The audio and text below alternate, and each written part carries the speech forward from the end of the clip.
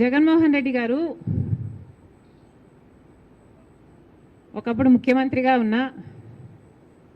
ఉన్నవారు. అలాంటిది ఇప్పుడు తాజాగా మీడియా అంతా లిక్కర్ మాఫియా మీద డైలీ థ్రిల్లర్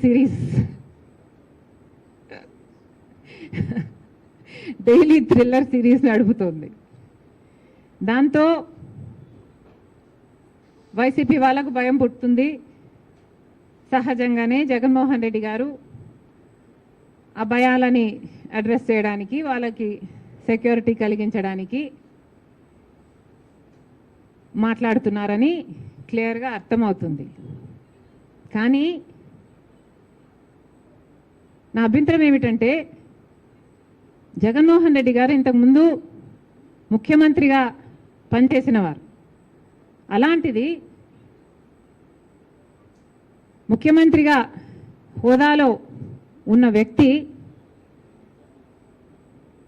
పోలీసు డిపార్ట్మెంట్ పట్ల వాళ్ళ బట్టలు ఉడదీస్తాం, వాళ్ళని తరిమి కొడతాం, వాళ్ళు ఎక్కడున్నా పట్టుకొస్తాం, విదేశాలకు వెళ్ళినా వదిలిపెట్టాం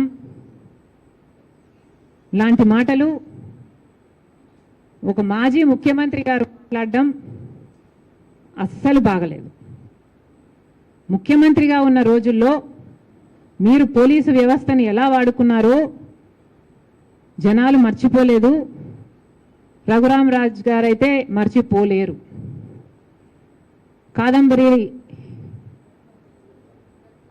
జత్వాల్ లాంటి వాళ్ళు కూడా, వాళ్ళ పేరెంట్స్ కూడా మీ ఐఏఎస్ ఆఫీసర్లను, ఐపీఎస్ ఆఫీసర్లను పంపించి 40 రోజులు వాళ్ళని కిడ్నాప్ చేసినట్టు తెచ్చి 40 రోజులు వాళ్ళని కారణంగా బంధించి ఉంచారు.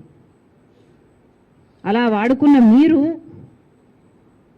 పోలీసు వ్యవస్థ గురించి, పోలీసుల గురించి ఇంత తక్కువ చేసి మాట్లాడడం ముఖ్యమంత్రి స్థాయిలో ఉన్న వాళ్ళకి తగదని నా పర్సనల్ ఒపీనియన్. అసలు లిక్కర్ మాఫియా జరిగింది అని మీ మీద ఆరోపణలు ఉన్నాయి.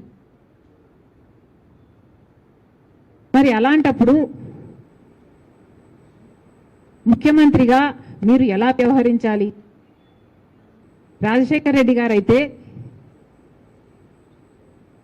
ముఖ్యమంత్రిగా ఉన్నప్పుడు లేనప్పుడు కూడా ఎంతో హుందాగా ఆయన మీద ఏదైనా ఆరోపణలు వస్తే మీకు కావాల్సిన ఎంక్వైరీ వేసుకోండి.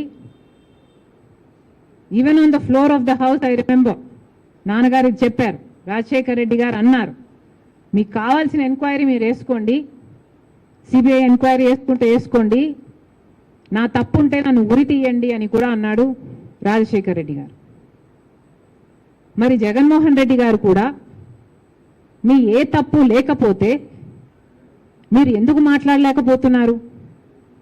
మీరు వెళ్ళండి, అసెంబ్లీకి వెళ్ళండి, on the floor of the house on record చెప్పండి, ఏ ఎంక్వైరీ కావాలంటే ఆ ఎంక్వైరీ వేసుకోండి. మీరు సిబిఐని పిలుస్తారా, లేకపోతే సిట్టింగ్ జడ్జితో చేపిస్తారా?